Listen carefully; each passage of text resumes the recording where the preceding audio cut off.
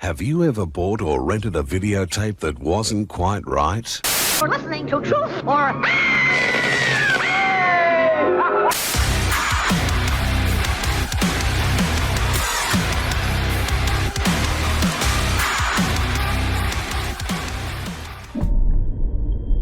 Have you heard of the grabber? I killed him. What happened in that basement really changed it. Finn, I had a bad dream. It was about missing kids.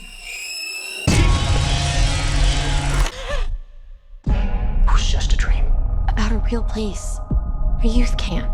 We have to go there.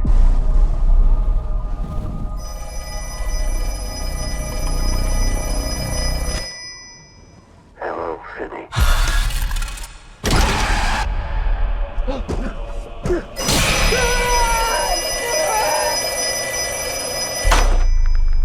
You killed me. It took me a long time. But you of all people know that dead is just a word.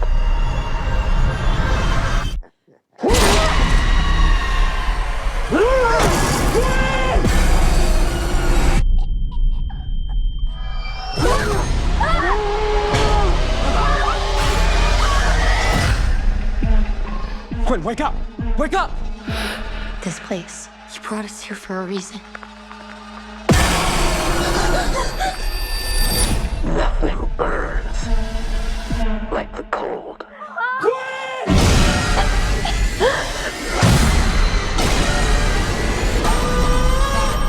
How the tables do turn. What do you think happens when you die in a dream? It's time to find out.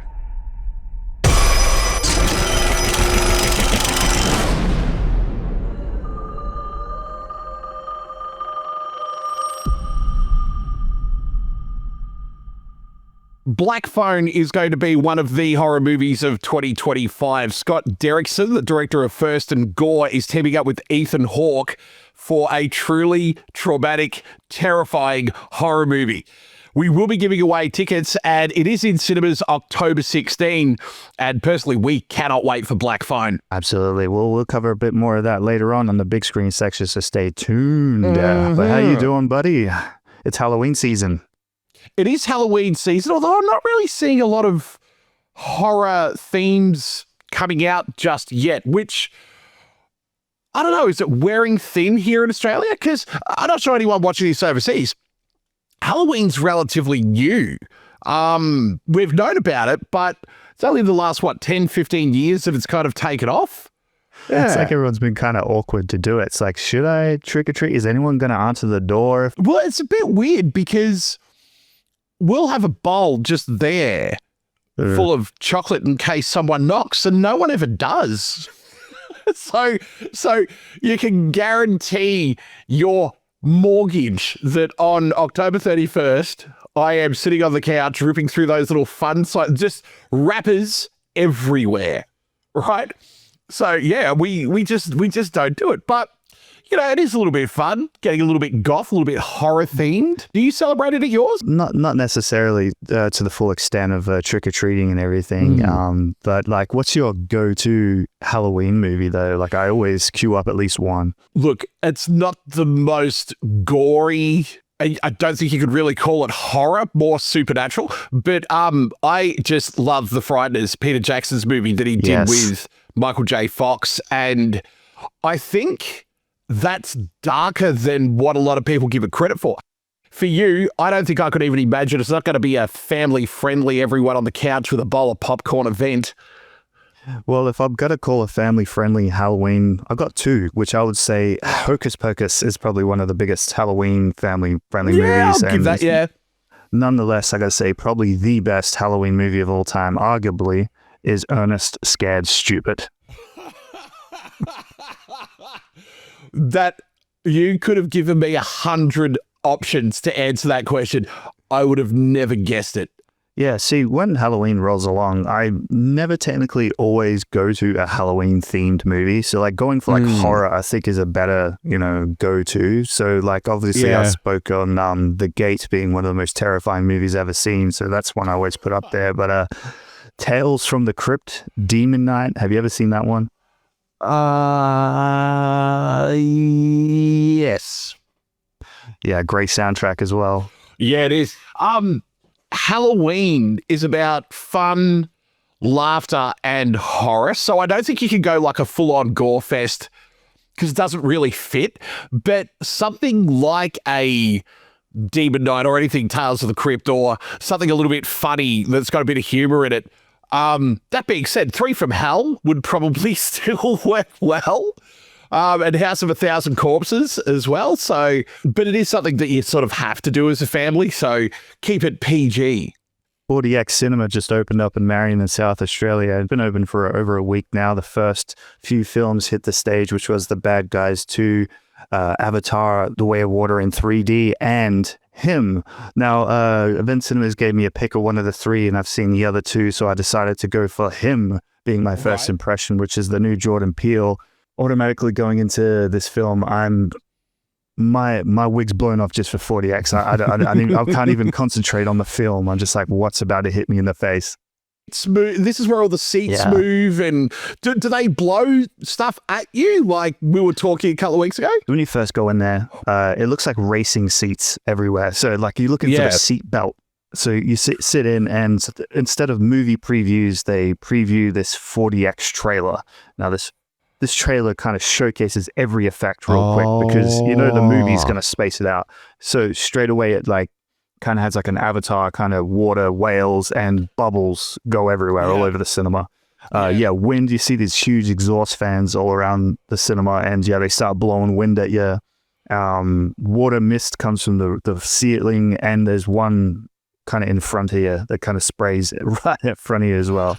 So the most noticeable is the seats moving like this. And you think it's going to be slightly, but I think if you had some kind of muscle injury, it's going to get worse. Do they have warnings up? There's a big warning before all these trailers start. So like I think it should have been a bit more bold. Like these chairs are really strong because I wasn't expecting. See, this film I'm seeing it's called Him, and it's about footballers, right? Yeah. There's a scene where they're really aggressively tackling you. Now, as soon as they were tackling you, it felt like I got tackled, like really full on. I was just like, whoa, things like that. Like, I'm not saying it was bad, but I'm just saying for some particular people are probably not going to expect how aggressive some of these effects are that in a good way. But I'm saying, like, say if I took my mom to see Him, she would have probably been like, what the?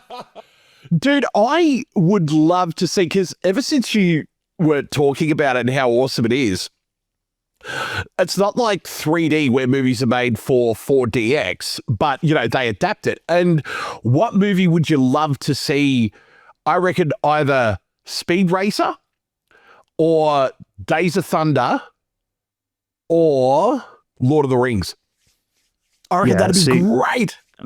That's the thing. It's like, what films can you see? I had a big chat with the manager about it after. It's like, what other films are coming to 40X? What's next? Because Him didn't show 40X's full potential for me. Like, they got in a car for a moment, and the car started going like, please do a car chase, and it just like was slight, and I was like, come on, do a car chase. Yeah, I want to be in a racing scene. That would be wild for sure. Yeah, I mean, it's weird because if you're looking at a movie like a shot on a screen that's a point of view, it would make more sense. But then again, when you think about the atmospherics that they do as well, I reckon that sounds like something that, is going to be the trade-off, if you know what I mean. Because like if you're watching cars go around a corner, I'm not sure if it leans like a roller coaster. It does, but when they switch, like you imagine watching The Matrix, and when it does the bullet time where everything freezes and goes around, if the chair went around with it, that'd be great. They did a full extent of it where the mechanics of this chair was always kind of moving. Like there'd be people walking into a room and it'd be like, and I'm like, it's kind of unnecessary, but I'm like, okay, yeah, the whole movie is doing something. There's one effect that really, well, there's two that I'll bring up extra, but before I wrap this up, this angry lady came up to this football guy and spat in his face. Guess what happened? No. A big gust of wind and spit. Like, I was just like, oh God. Manufactured gauze.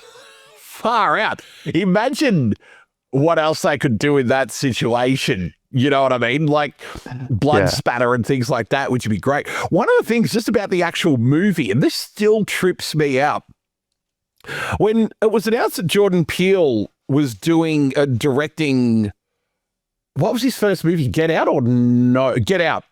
Get Out, yeah.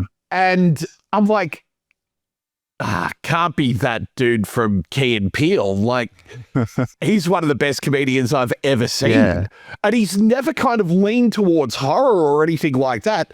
And I thought, well, he's given it a crack. Good for him. And it's brilliant. Yeah, it is brilliant. It's like his true calling. Like, I mean, he's great at both, don't get me wrong, but like it seems like horror is where he's gravitating to the most. When you think about it, horror and comedy, if there's anything they have in common, is timing. Your timing has to be on the bleeding edge. And I think that's why he is such a good director. But what gets me is like, can you imagine having him on set as your director? And you try to do something serious? Couldn't do it. But no, I've got to go and check that movie out real quick. I know we're going to probably get onto it later on, but the movie's good, yeah, it has to be. Yeah, absolutely. Just touching base there. Jordan Peele behind the camera watching you act, and he's doing that thing where he's like sweating. And he's like, do the take right. Rickets. Oh, it's so good. So good. But no, yeah, there's a lot of negativity about the film, and I didn't get it. Like, I went with a mate, and he was kind of mixed feelings about it, but I loved it. Like, I could kind of see where the film was going halfway through it. Like, it's about this rising quarterback who wants to be a lot like Marlon Wayans. He's like a massive star in the film, and as he grows up, he's like becoming really, about to reach that goal, and then he gets attacked by an unhinged fan, and when all seems lost, he receives a call from Marlon Wayans to go to his compound in the middle of nowhere to train and like get back on his feet and be the GOAT, so to say. And it gets weird. I mean, I know it's going to get weird because of Nope and Get Out, and it's artistically weird though, if you get what I mean. But a lot of the talking points for it that I've seen is like this, and sort of cuts to an X-ray shot when, to sort of sell those really big football tackle hits. And I'm just sitting there thinking, I seen that 25 years ago on Romeo Must Die. Yeah. So, it's nothing new. Clearly it's something that is going to be good, but who knows? But because Jordan Peele's attached to it, I'm in. But yes, I say ignore the negativity, give it a shot. I think if you're going it with an open mind, I think you're going to love the artistry of it. And the third act, by the way, this is one thing I got to preach for 40X's potential here. There was a lot of blood. There's a lot of beheadings. And when there was heads flying through the sky, drips of water came on in. They're like, yes. It wasn't red, there wasn't blood on me, but you could feel the drips of blood. Yeah. Yeah. Dude, you would have loved that. You would have been completely in your element. I was waiting for it. See, the head started flying, and I'm like, come on, where is it? There it is. You wanted someone there with mannequin heads going, voom, yeah. Voom. A head drops on your hand. Like, oh, thank you. Well, you can't have everything, Sean. But no, highly applaud 40X, and I preach everyone to at least give it a try once. There's a lot of films coming out. Tron is in 40X coming out it's out now actually. So I think that one may be very well. How much are the tickets roughly? About $35. Okay, $35, right? That would barely get you 3 minutes on a ride at any theme park. And you're sitting there for 2 hours having a ball. Well, I don't want to say anything that would suggest that they should be charging more, but just in case this is, an entry or a sort of that trial period where they have to go while the prices are what they are. They'll probably stay at what they are, but just in case they don't, because you think about the logistics of getting 4DX sorted. Have you ever put IKEA furniture together? Yes. Right? How long did that take you? Correct. Trying to do all that, they're only charging $35 for one bum on a seat. Bang, go for it. Yeah, I met the guy who was operating the seats. I don't know if he crafted the technology behind it. Obviously, there's someone who sits there and does that. But just to think about it, they have to watch that movie and perfectly craft all these motions and all these things and trigger and synchronize. That would take hours to do. But it's absolutely great. And I forgot to say, there was snow at some point. Floating through snow. There's snow everywhere. Bubbles, wind. Brilliant. There's smoke machines. There's, I think for Tron, there's going to look neon. Of course, I talked them into doing twisters. They said it's a possibility. Oh, look at the clout you've got at your local cinema. I'm pushing him. I think he wanted me to leave. He's like, okay, writing your demands down. Can you go now? Writing your demands down. I want twisters. I want Back to the Future. I want Tron. Yeah. I actually have it on an original Laserdisc if you want me to bring that in as well. My God. Moving on very quickly.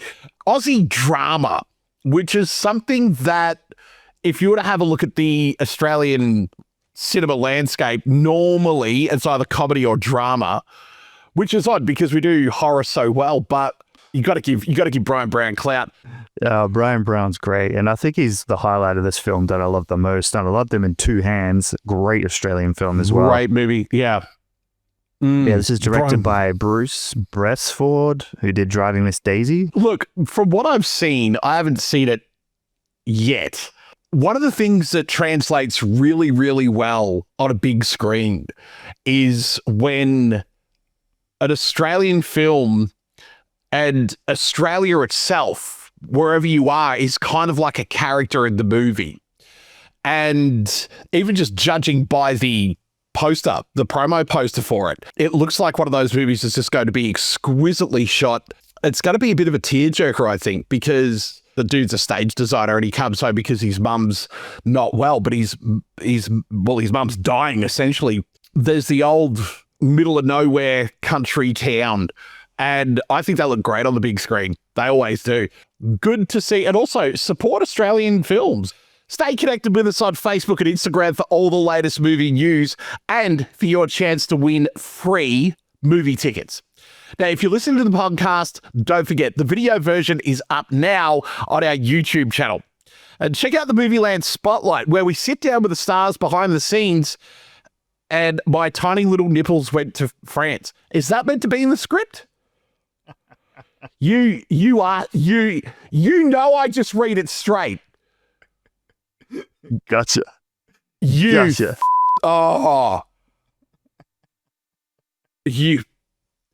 Dude. Some decorum. Have you seen Bruce Almighty? You son of a... Now we're here to guide you through the best content to watch, whether you're planning a movie night at home or hitting the cinema or tweaking the nipple clamps. But first, let's check out what's playing on the big screen.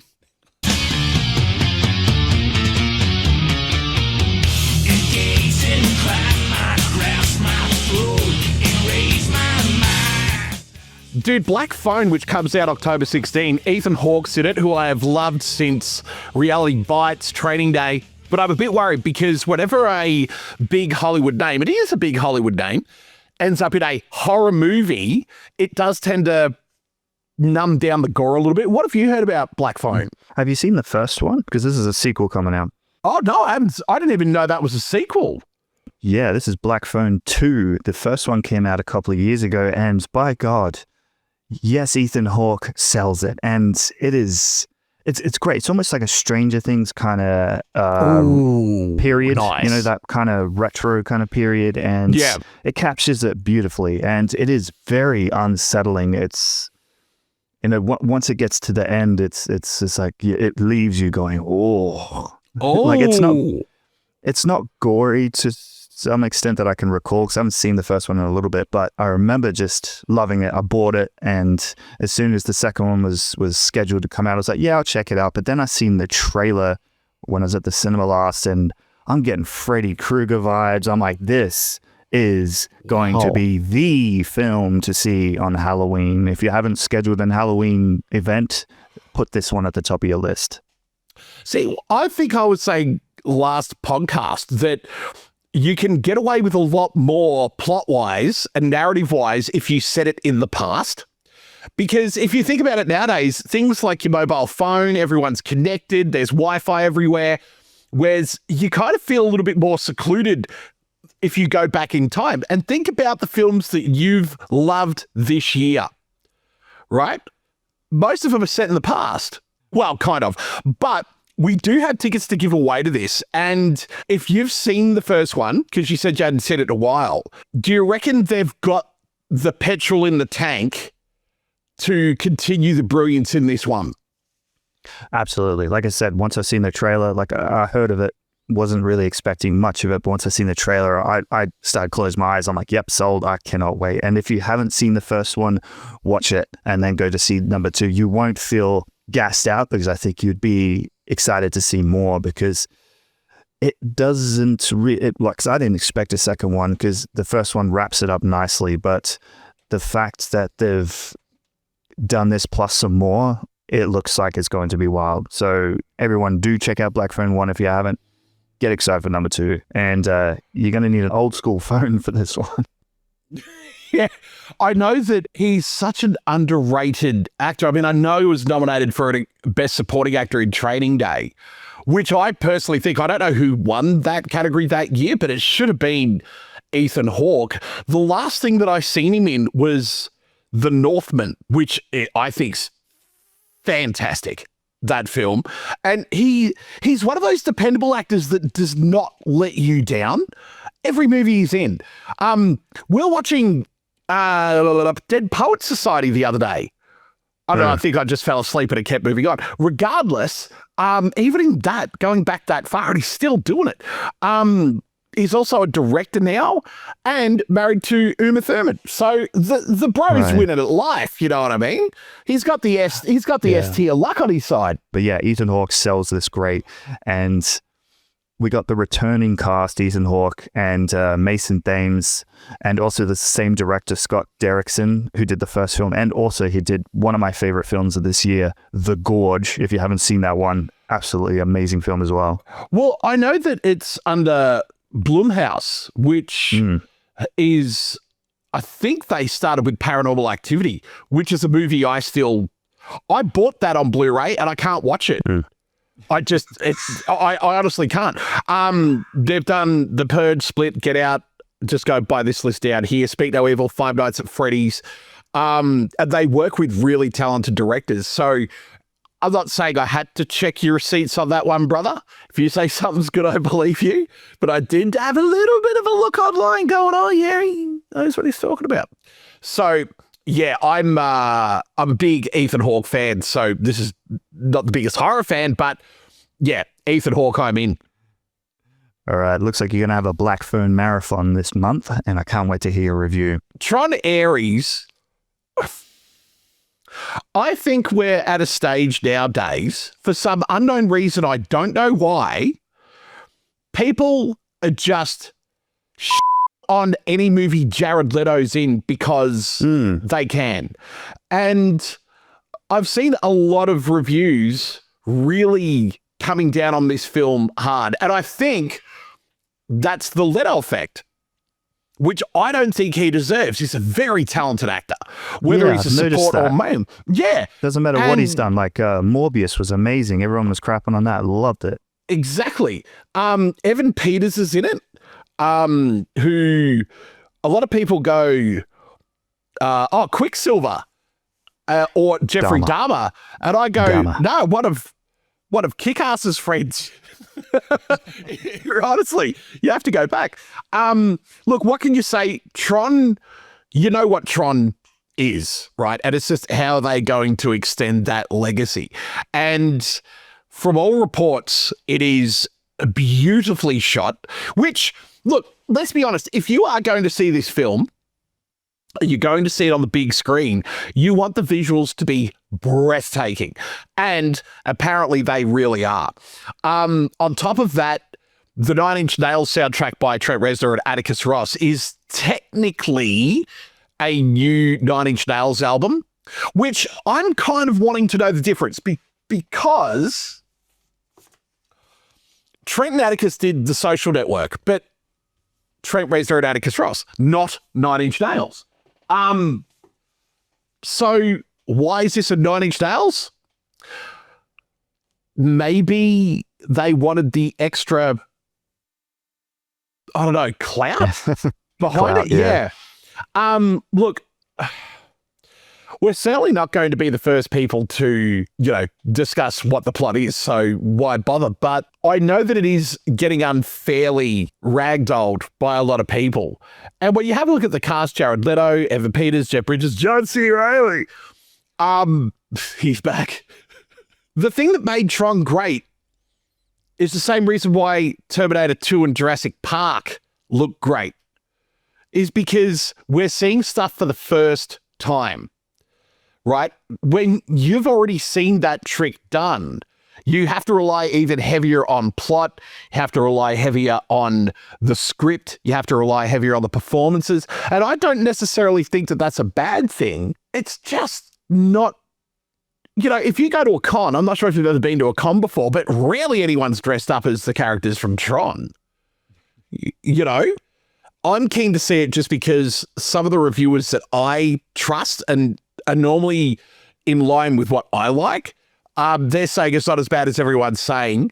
It is eye candy and the soundtrack is amazing. So if you can hear Nine Inch Nails in Dolby Atmos, I'm in. I wasn't a huge fan of Tron that I recall, and the hype for it, I was just like, I'll have a look. And then the trailer came out and I was just like, again, like as you said, eye candy is exactly what it was. It sounded massive. I didn't know Nine Inch Nails were doing the soundtrack until later on, but I was like, that sound, it's amazing and I can't wait to hear more of that. And I was Googling the soundtrack. There it is, Nine Inch Nails. So already eye candy, ear candy. I was excited for it. And I was like, okay, let's rewind and refresh on Tron. So I knew I'd seen Legacy and liked it, but I wasn't, over the moon for it. But I realized I hadn't seen the original. So I'm like, oh dear, let me just watch the original film.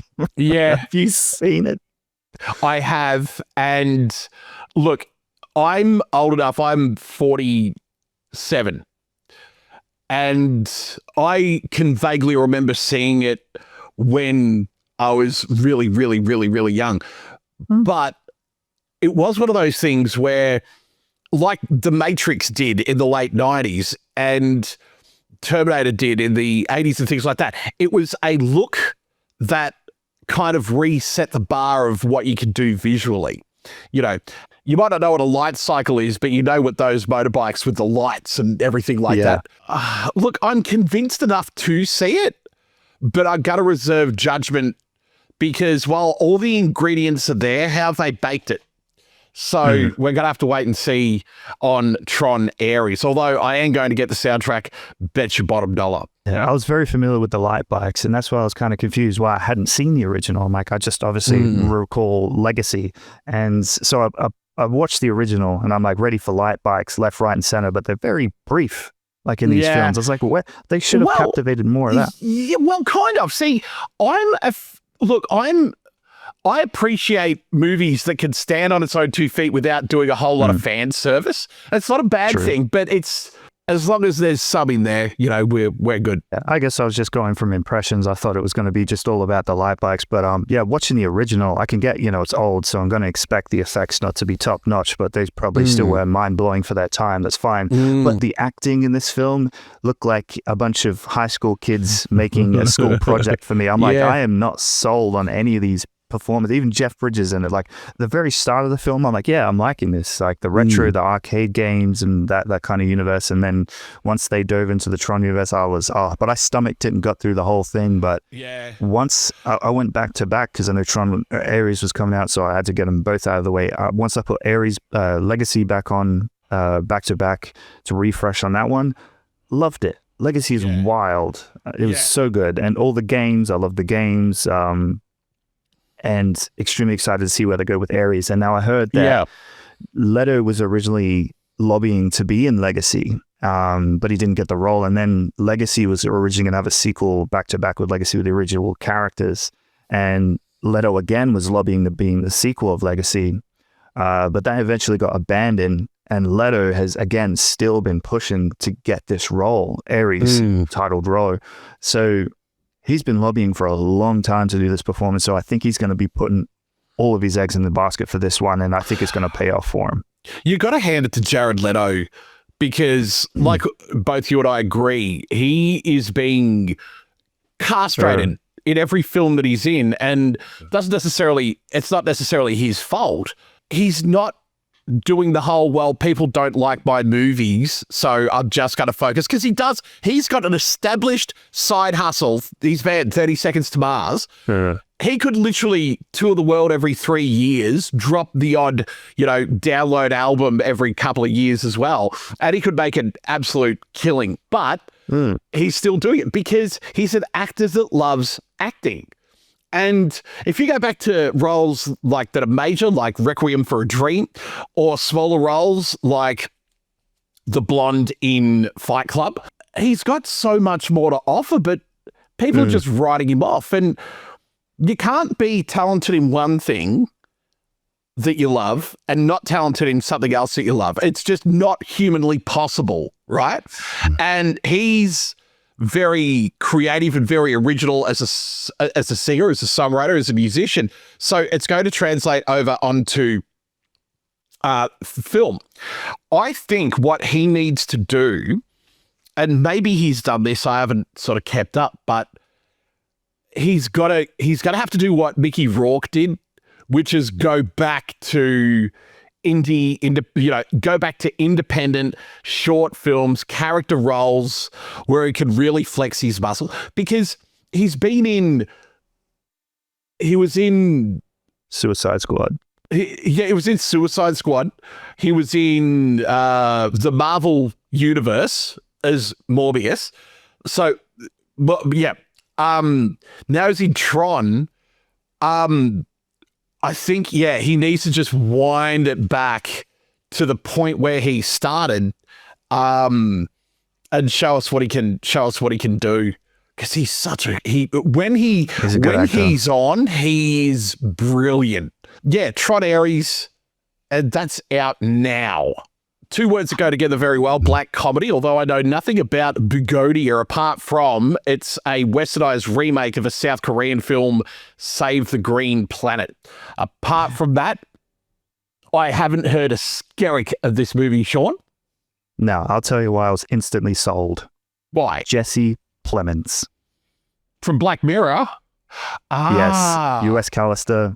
Sold straight away. Anything he does, I'm hooked. Like there's plenty of actors that are probably in your book that, again, you see their name, just sold. You want to see what they're doing. Yeah. Now, not only that, we got Ari Aster, who's a producer on this one, and we got the director of Poor Things, who's always working with Emma Stone on her fourth film together. You may know her from Cruella or Spider-Man.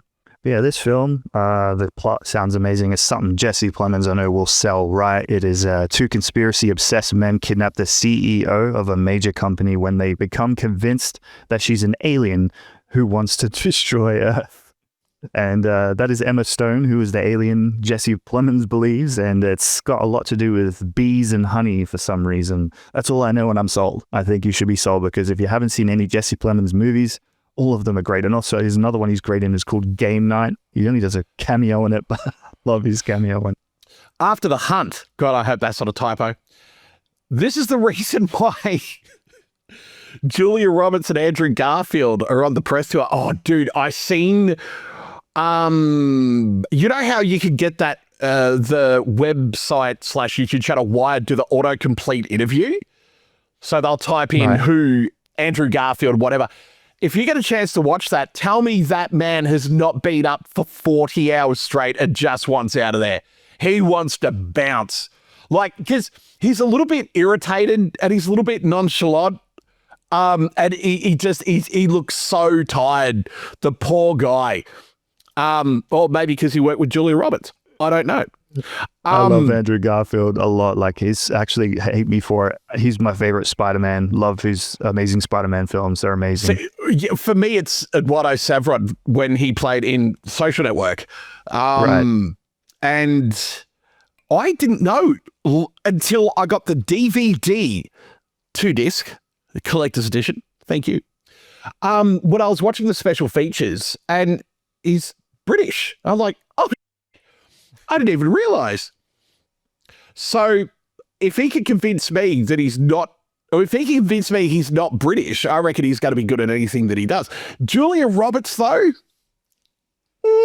And now I'm seeing critics praising Roberts for her performance, calling it one of her best in years, describing it as superb and a monumental center of the entire film. Now, maybe something she's always wanted to do, just never had the script. So let's, roll out the expectations for this one to be high, October 16th in cinemas. All right.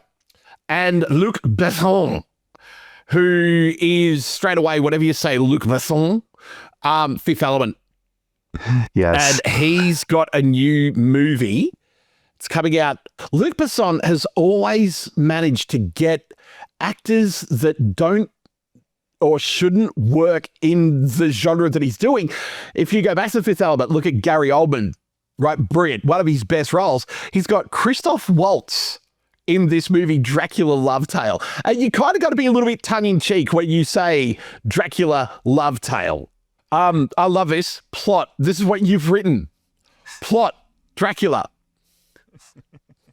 I mean, everyone should know Dracula at this point, but then I double entered in. All right, if you need to know, Dracula's about a man. Yes. And after his wife's death, a 15th century prince turns away from God and becomes a vampire. Centuries later, in the 19th century in Paris, he encounters a woman who resembles his late wife and becomes obsessed with her, setting his fate in motion. Now, this film stars Caleb Jones. You may know him if you haven't from the film Nitram. Oh, well, yeah, Get Out as well, yeah. Get Out. Nitram is one underrated Australian film based on a true story.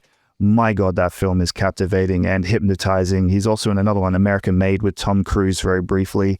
This guy, I just seen potential in him.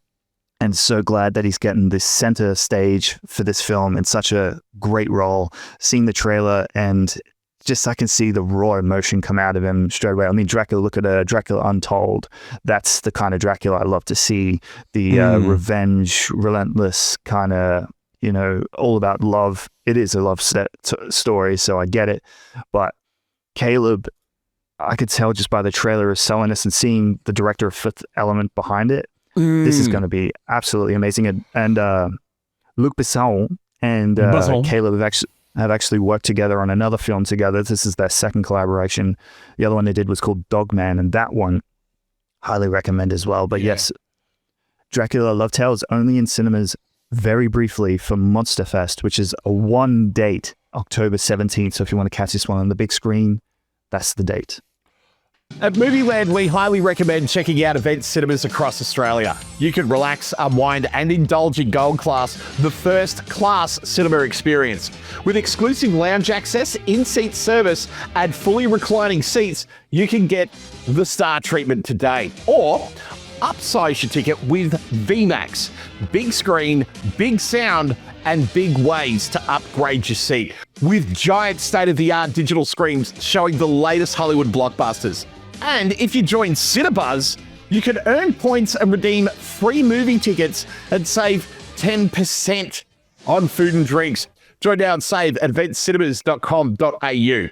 Now, for those looking to stay home on the couch with your streaming services connected, let us save you a bit of time clicking endlessly for something to appeal to you.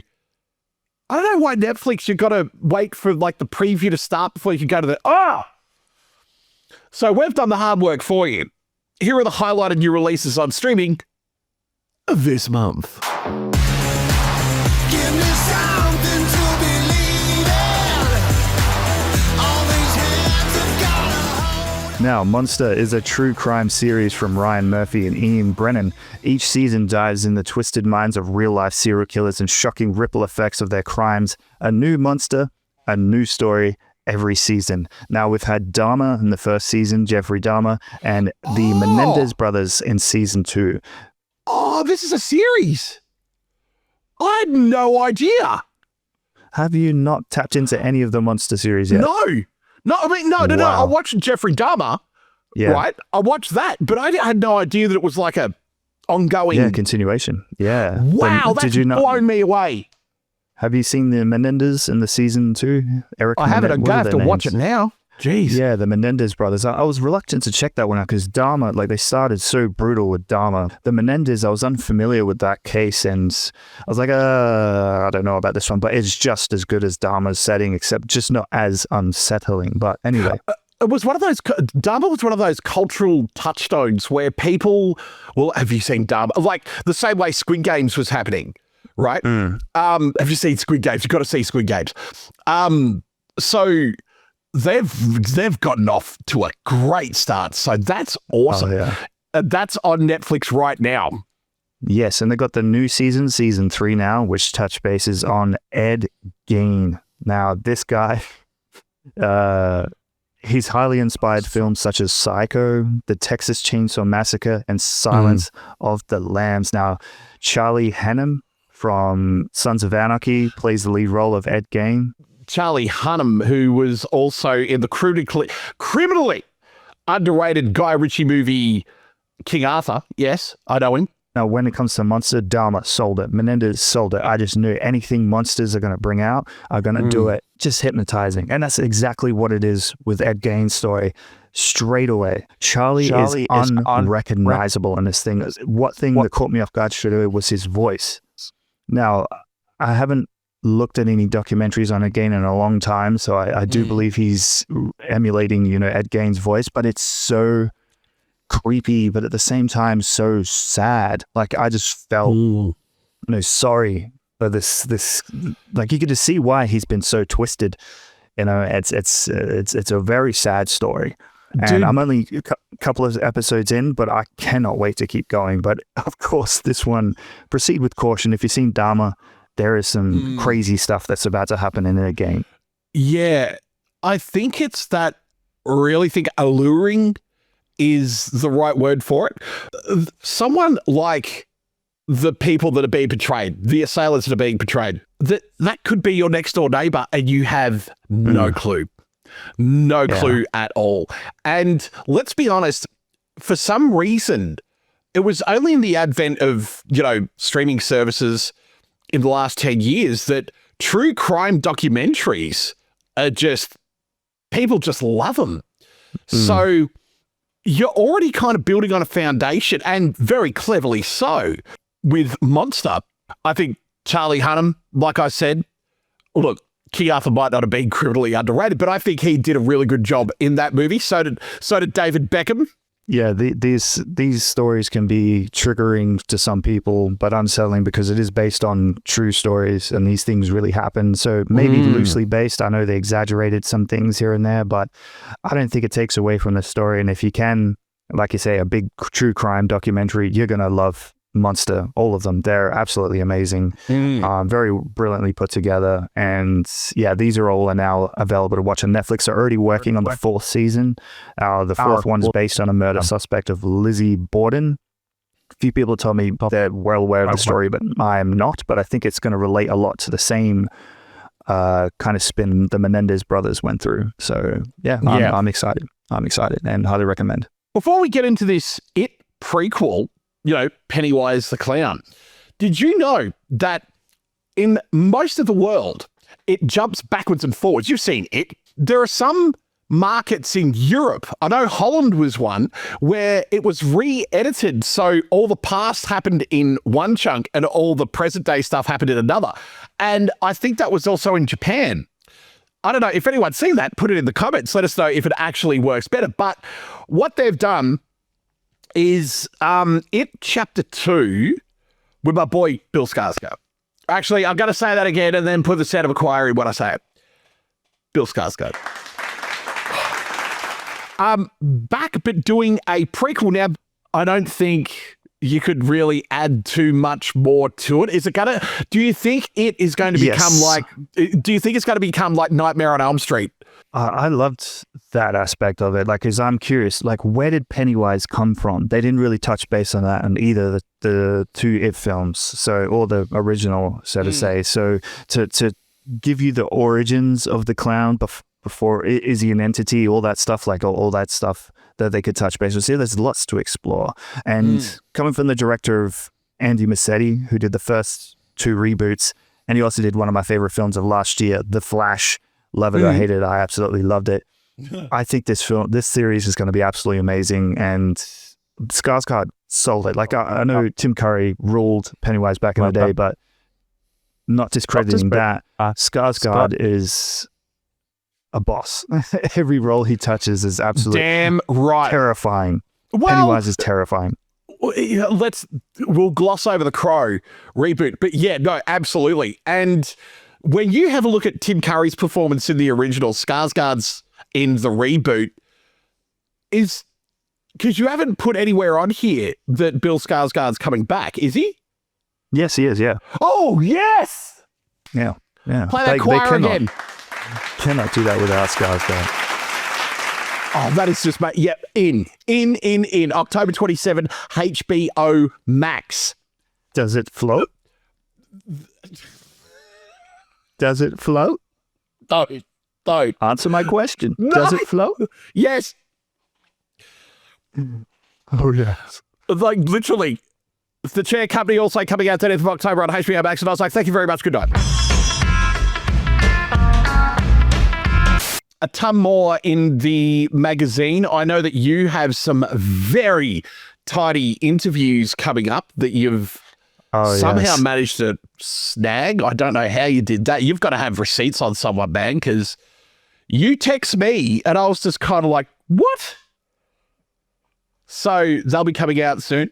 We got a lot coming in next month on the big screen. Just going into December as well. We've got Predator Badlands. Looking forward to Wicked for Good, Sisu Road to Revenge, Now You See Me, Now You Don't, The Running Man, of course, Back to the Future 40th Anniversary, and Stranger Things starts next month, along with Frankenstein on Netflix. Dude, this is going to be epic. Absolutely epic. And Now You See Me, Now You Don't. Is that like another sequel to the, Jesse Eisenberg and Isla Fisher? Oh, okay. Yeah. Make sure to check out our website at movieland.au. Grab some merchandise or check out the Movieland magazine and win free cinema tickets. Don't forget to be kind and rewind, and do not do your homework without wearing headphones. Repeat.